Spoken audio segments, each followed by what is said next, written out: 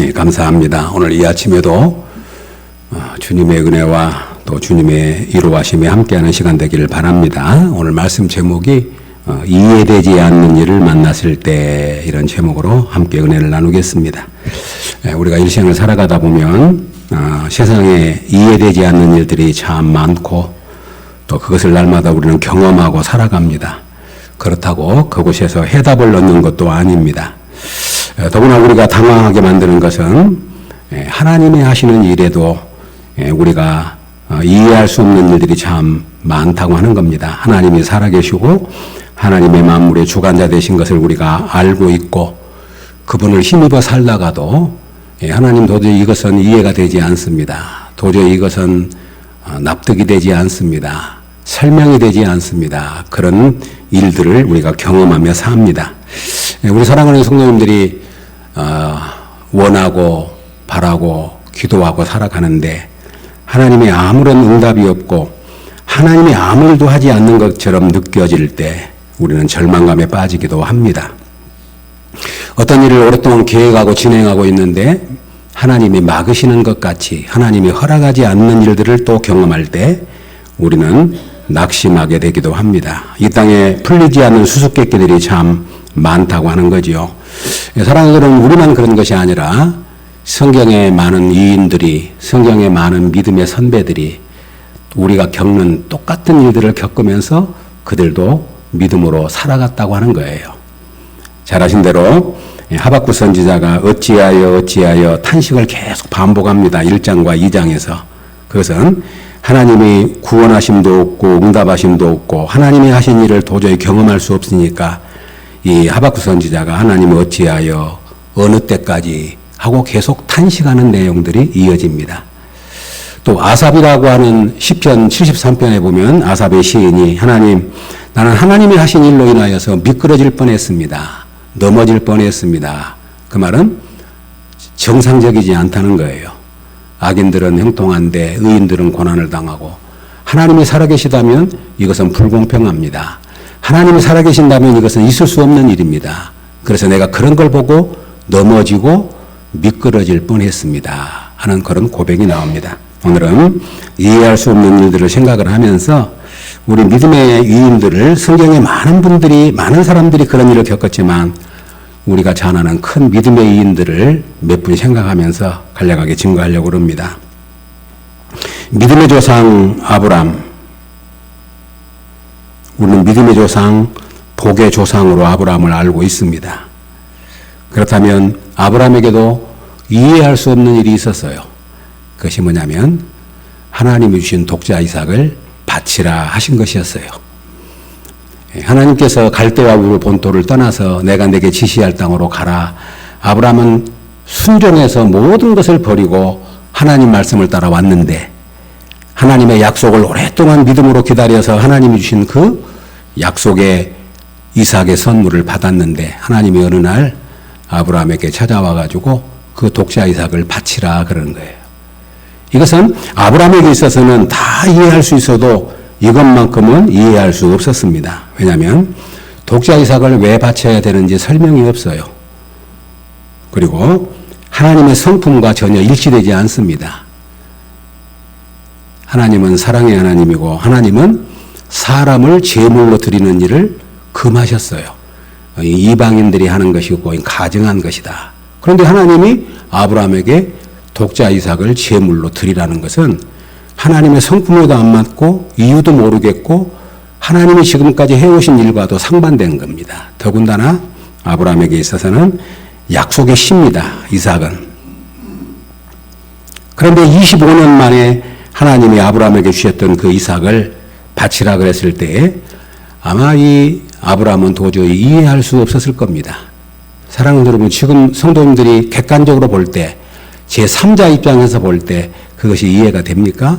그런데 당사자인 아브라함은 얼마나 황당했겠어요. 하나님이 기다리라고 해가지고 받아서 이제 막 청년이 돼서 자라고 있는데 독자 이삭을 드려라. 이것은 아브라함에게 있어서 도저히 이해할 수 없는 일이었습니다. 얼마나 놀라운 일이었겠습니까? 또 모세라고 하는 사람도 마찬가지입니다. 이스라엘의 구원자였습니다.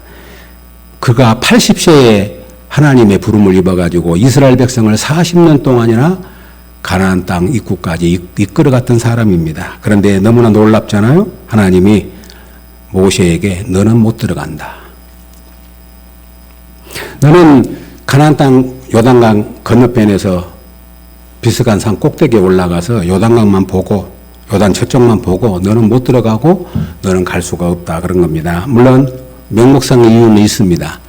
하나님께서 이스라엘 백성들을 모세가 이끌어갈 때 반석을 명해서 물을 내라 그랬는데 하도 이스라엘 백성들이 말을 안 들으니까 그렇게 온유했던 모세가 화가 나가지고 반석을 2번 쳐버리죠. 하나님이 나의 거룩함을 네가 드러내지 않았다. 그래서 너는 가나안 땅 못 들어간다 그랬습니다. 저는 이 말씀을 보면서 모세 입장에서 보면 너무나 섭섭했을 것 같아요.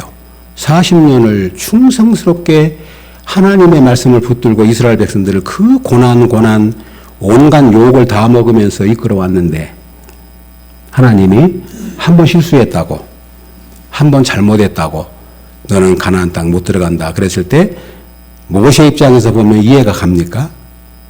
더군다나 신명기 3장에 보면 모세가 기도해요. 구하옵나니 나를 건너가게 하사 요단 저쪽에 있는 아름다운 땅 아름다운 산과 레바논을 보게 하옵소서 하되 여호와께서 내게 이르시되 그만해도 족하니 이 일로 다시 내게 말하지 말라. 오늘 이 말씀을 준비하면서 이 말씀을 읽는데 눈물이 핑 돌더라고요. 내 입장이라면. 모세가 하나님 나 가나안 땅 들어가고 싶어요. 그 아름다운 땅 보고 싶었습니다. 그러니까 하나님께서 그만해라. 너에게 족하다. 다시는 말하지 말아라. 그랬다는 거예요. 하나님이 어떻게 그런 일이 있을 수 있어요?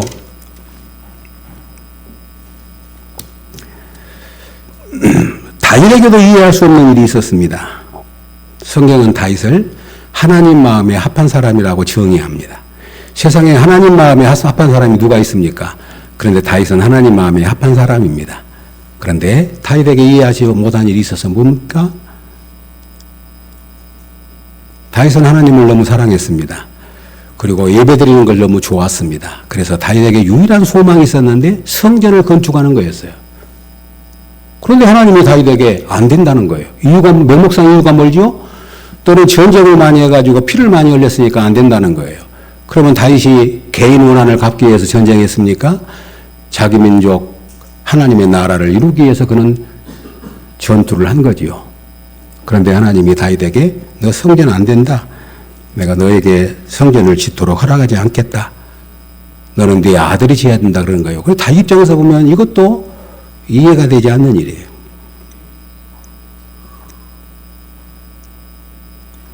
사랑하는 성도 여러분, 아브라함도 그렇고 모세도 그렇고 다윗도 그렇고 다 그런 시각에서 보니까 하나님이 허락하지 않고 거절하고 도저히 우리가 객관적으로 봐도 하나님은 너무하셨지 않으셨어요?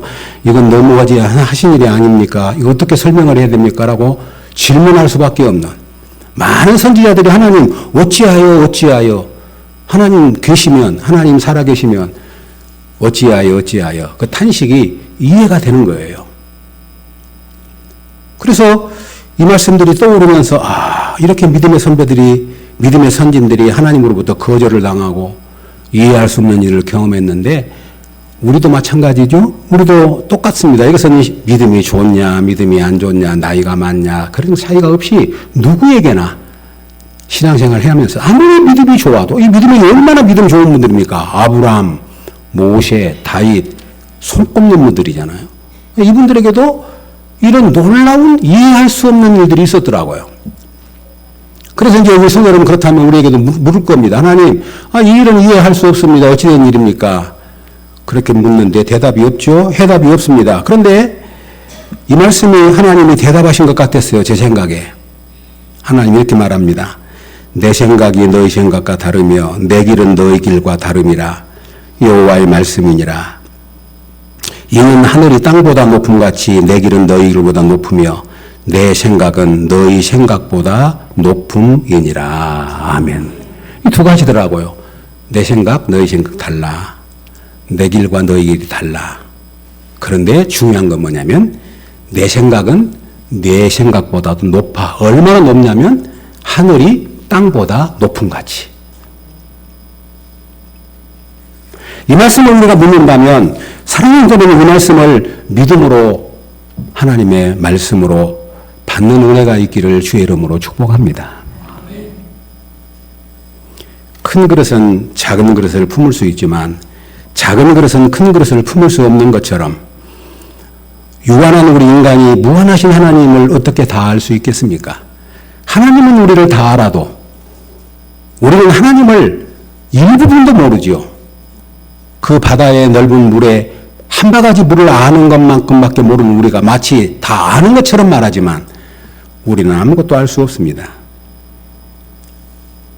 고수는 하수를 알지만 하수는 고수의 수를 읽을 수가 없습니다. 다만 우리는 우리 하나님은 우리보다도 높으시고 그분은 언제나 오르시고 그분은 신실하신 분이고 그분은 스스로 말씀하기를 나는 인자가 풍부하신 분이라고 말씀하셨기에 그 인자하심을 힘입어서 이해가 안 돼도 알 수 없어도 우리는 주님을 신뢰하고 오늘도 이 아침에 나와 예배를 드린 줄로 믿습니다. 그렇다면 이해할 수 없었던 사람들이 어떻게 반응했습니까? 이게 중요해요. 아브라함 독자 이삭을 바치라고 할 때 이해할 수 없었습니다. 그런데 아브라함은 바로 그 이튿날 아침에 짐을 싸고 독자 이삭을 데리고 하나님이 지시한 모리아 산으로 올라갑니다.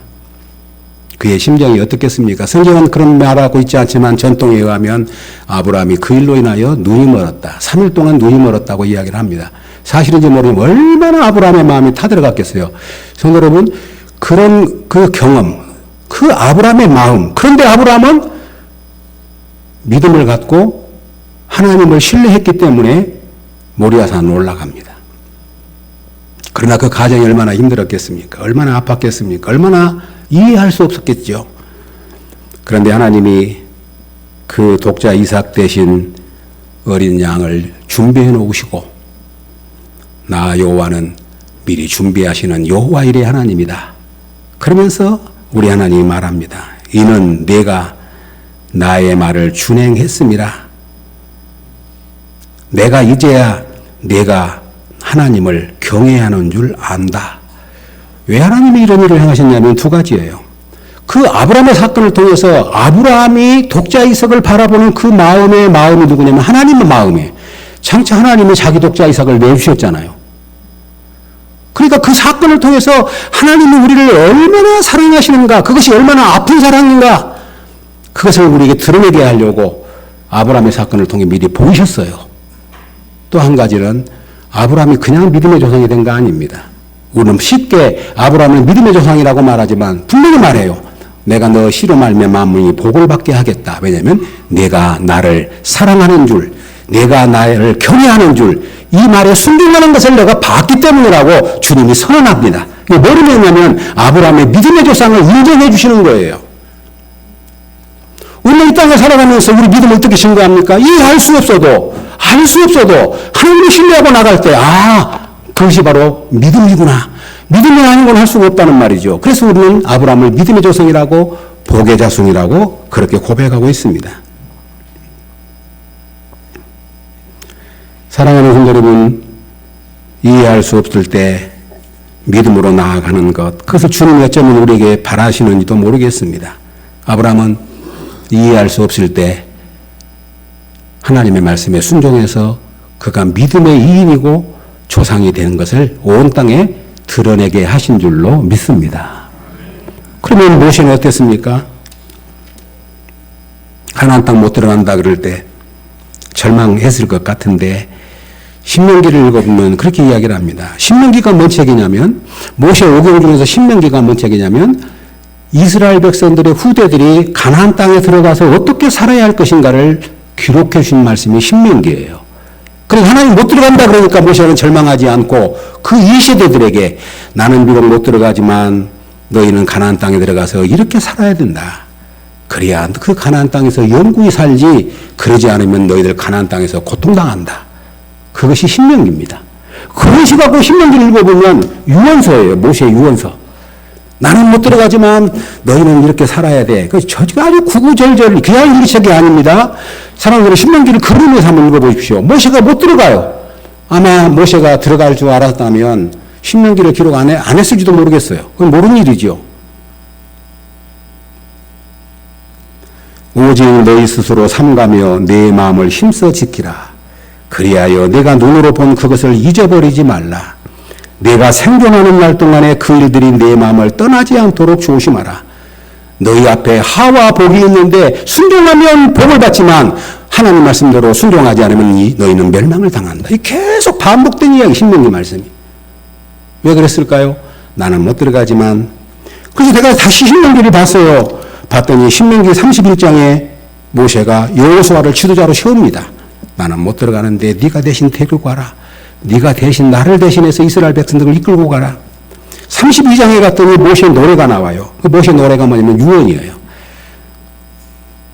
신명기 33장에 가면 온 백성들을 모세가 축복합니다. 나는 못 들어가지만 너희는 하나님 백성으로 복을 받아야 된다. 그리고 신명기 34장이 마지막 장인데 느보산 비스가산 꼭대기에 올라가 120세의 푸름을 받습니다. 죽었다고 말합니다. 그런데 아무도 그의 무덤을 알지 못하더라. 하나님은 무덤도 숨겨버린 것 같아. 무덤이 있으면 우상이 되니까. 얼마나 모세를 사랑했는데 모세 무덤이 있으면 아마 그 우상이 됐겠지요. 무덤을 못 찾게 만들어 하나님.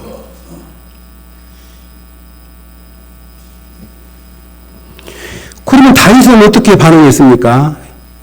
그렇게 다윗은 성전 건축하기를 원했고 자기 욕심을 이루고자 한 것도 아니고 다윗만큼 하나님을 사랑한 사람도 없고 다윗만큼 예배를 사랑한 사람도 없고 또 다윗만큼 가장 강력한 힘을 가지고 있었기 때문에 성전 건축하기에 적합한 사람이에요. 누가 봐도. 근데 하나님이 안 된다는 거예요. 다윗이 얼마나 절망했을까요? 그런데 다윗은 어떻게 했냐면 성전 건축을 자기가 하지 못하지만 다음에 솔로몬이 성전을 건축하도록 다 준비를 합니다. 전부 솔로몬이 건축을 했지만 다윗이 다 준비를 해요. 그리고 온 백성들이 성전에 필요한 거기에 모든 재물 거기 재료들을 갖고 오는데 나중에 너무 많이 갖고 오니까 다윗이 그만 갖고 오라고 그럽니다. 그리고 백성들이 즐거운 마음으로 하나님 앞에 드리는 그 모습을 보면서 다윗은 감동과 감격을 받습니다. 집에 가셔서 29장, 역대상 29장을 한번 읽어보시기 바랍니다. 거기 조금만 읽어드리면 성전 건축에 쓸 예물들을 막 백성들이 많이 가져와가지고 다 준비가 되니까 이 다윗이 이렇게 찬양을 해요.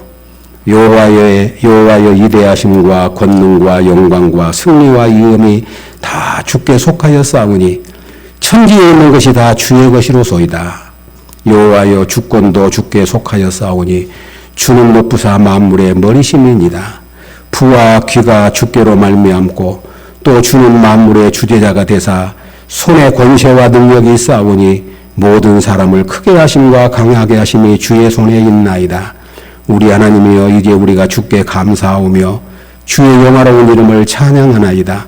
나와 내 백성이 무엇이기에 이처럼 즐거운 마음으로 드릴 힘이 있어 싸우며 모든 것이 주께로 말미암아 싸우니 우리가 주의 손에서 받은 것으로 주께 드렸을 뿐입니다. 아멘. 성전을 자기가 건축하지 못하지만 건축을 준비하도록 다 해놓고 너무너무 백성들이 즐거운 마음으로 가져오고 많이 가져오니까 감격을 받아가지고 다윗이 찬양을 드리는데 이 찬양을 읽으면 얼마나 다윗이 뜨겁게 하나님을 사랑했는지요. 이해할 수 없는 일을 만났지만 우리 믿음의 선배들을 보면 이해할 수 없는 중에도 하나님을 신뢰하고 내가 할 수 있는 일에 대해서 최선을 다했다고 하는 거죠. 그러면 오늘 본문을 읽어놓고 목사님 어디 설교를 하고 있다냐 생각할지 모르지만 바로 오늘 이 바울도 마찬가지예요. 오늘 바울 이 본문이 무슨 본문이냐면 바울은 이 로마서를 기록하면서 계속 나오는 말이 뭐냐면 내가 너희에게 가고 싶다. 거기 10절에 한번 보시렵니까? 10절에 보면 어떻게 하든지 이제 하나님의 뜻 안에서 너희에게로 나아갈 좋은 길 얻기를 구하노라. 13절 보시면 형제들아 내가 여러 번 너희에게 가고자 한 것을 너희가 모르기를 원하지 아니하노니 이는 너희 중에서 다른 이방인 중에서와 같이 열매를 맺게 함이로되 지금까지 길이 막혔도다.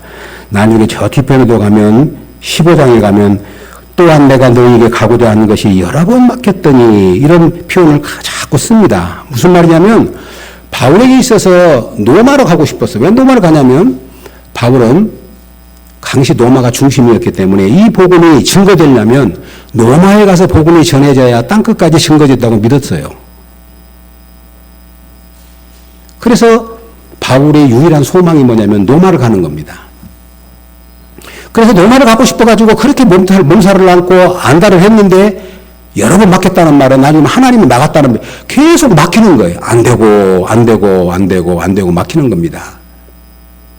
성도 여러분, 사도 바울이 노마에 가서 여행 가는 것도 아니고 복음 전하기 위해서 노마를 가고 싶다는데 왜 하나님이 막으셨을까요? 왜 하나님이 허락하지 않으셨을까요?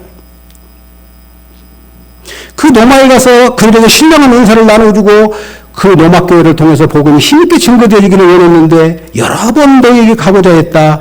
그런데 지금까지 길이 막혔다. 지금도 간절히 원하고 있다. 그리고 노마서를 다 기록하고 맨 마지막에도 가면 또 가고 싶은데 막혔다.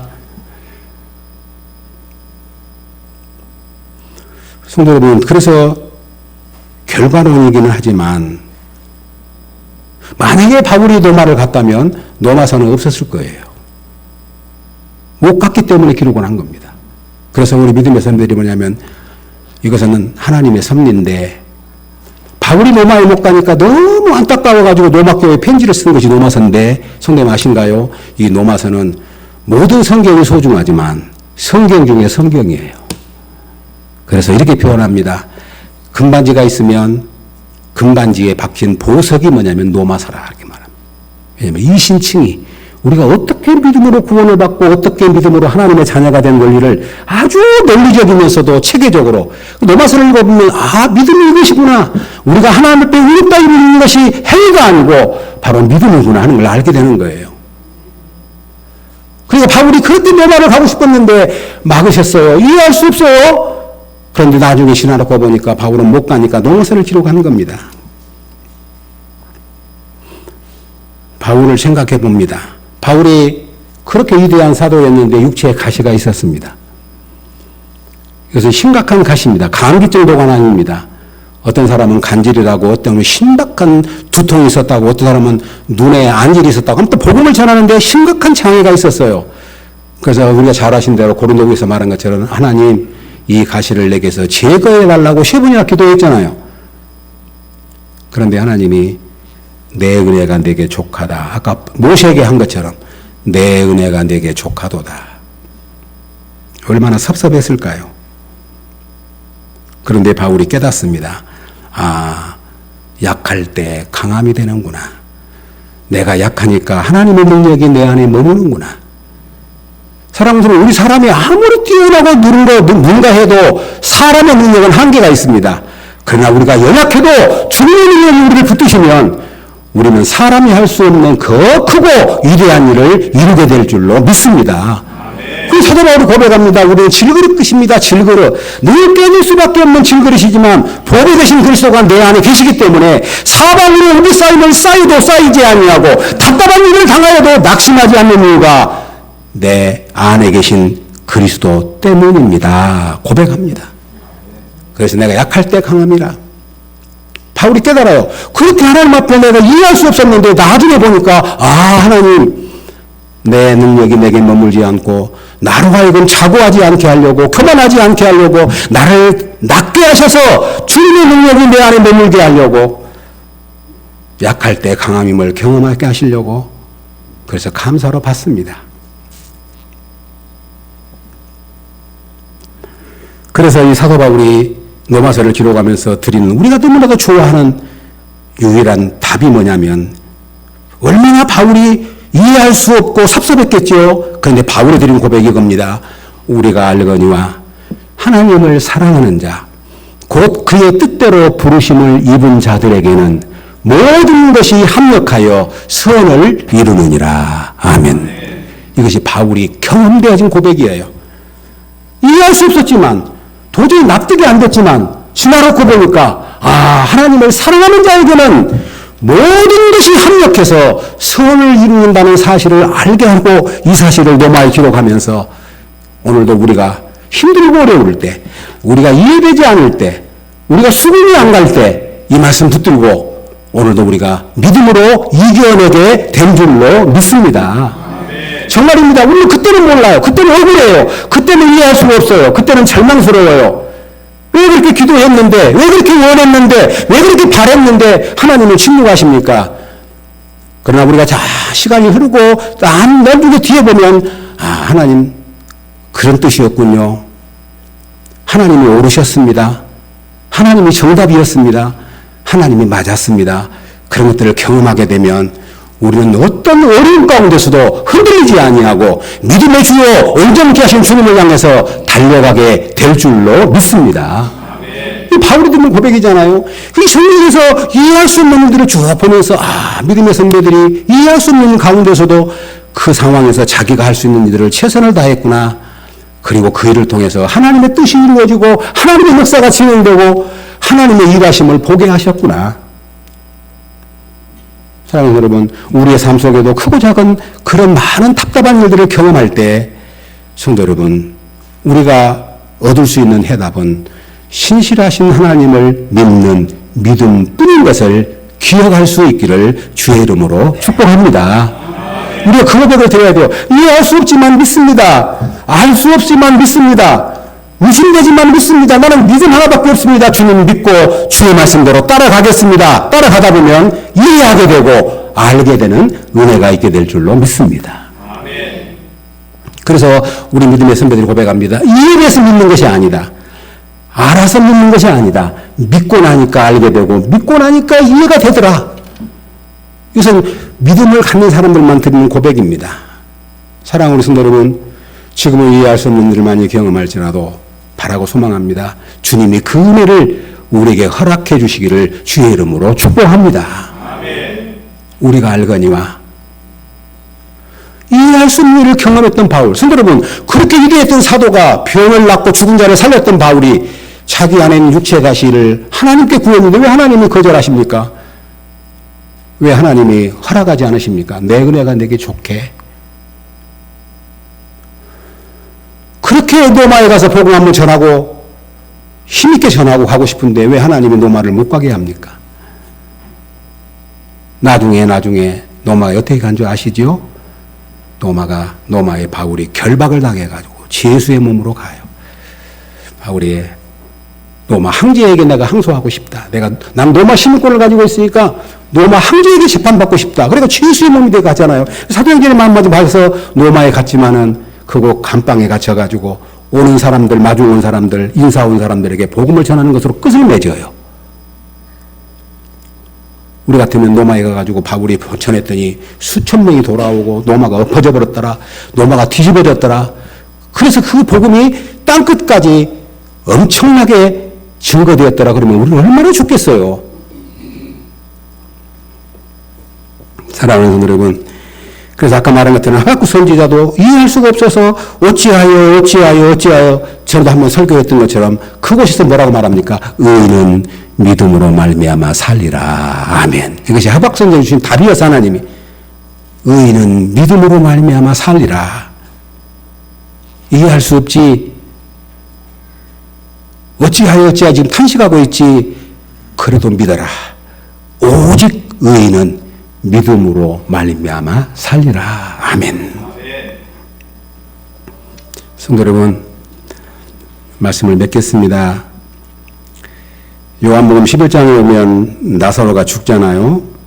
마르다 마리아가 예수님이 너무너무 사랑했기 때문에 사람을 보내고 빨리 오십시오. 근데 예수님이 이틀이나 더 머물다가 나사로가 죽은 뒤에 왔어요. 얼마나 마르다 마리아가 절망하고 슬펐는지요. 그래서 마르다 마리아가 표현은 않지만 예수님을 원망했습니다. 그런데 우리 예수님이 이것은 하나님의 영광을 위한 일이라고 말씀하시고 무덤으로 가자는 거예요. 이미 죽어가지고 냄새가 나는데. 그 사람들에게 저 무덤의 돌문을 옮겨라 그럽니다. 그러니까 마르다가 이미 죽어서 나흘이나 돼가지고 냄새가 나는데 돌을 옮기라니요. 일종의 불만이죠. 예수님이 이렇게 이야기합니다. 예수께서 이르시되 내 말이 내가 믿으면 하나님의 영광을 보리라 하지 아니하였느냐. 아멘. 내가 이미 말했지 않느냐. 내 말을 믿으면 영광을 본다고. 지금 너 이해할 수 없어서 돈을 옮기는 것 나한테 불만하지만 순종해서 옮겨라.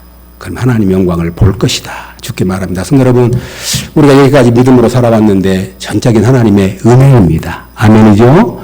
그리고 우리가 믿고 따를 때 알아서가 아닙니다. 내가 믿음이 좋아서도 아닙니다. 내가 이해돼서도 아닙니다. 앞으로도 그럴 겁니다.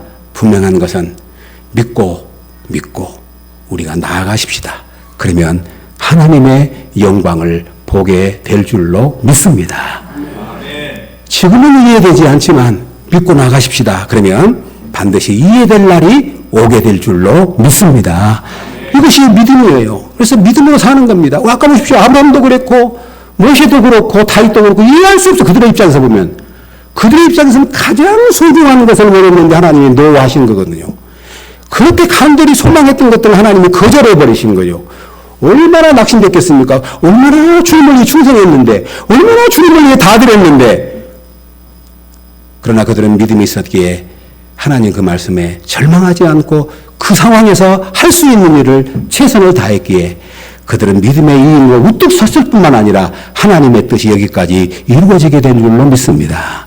사랑하는 여러분, 우리가 인생을 살아가는데 형통한 날이 있고 공고한 날이 있습니다. 아무도 모릅니다. 주님만 아시는 일이기 때문에 그렇습니다. 그러나 말합니다. 형통할 때는 기뻐하고 공고할 때는 하나님의 뜻이 무엇인지를 잘 되돌아보고 생각해보라고 우리에게 교훈합니다. 사랑하는 여러분, 우리 앞에 어떤 일이 있다 할지라도 매일매일 믿음으로 한 걸음씩 나아가셔서 우리의 자녀 모든 가족들이 믿음으로 승리하는 은혜가 있기를 주님의 이름으로 축복합니다. 아멘. 하나님 아버지 감사합니다.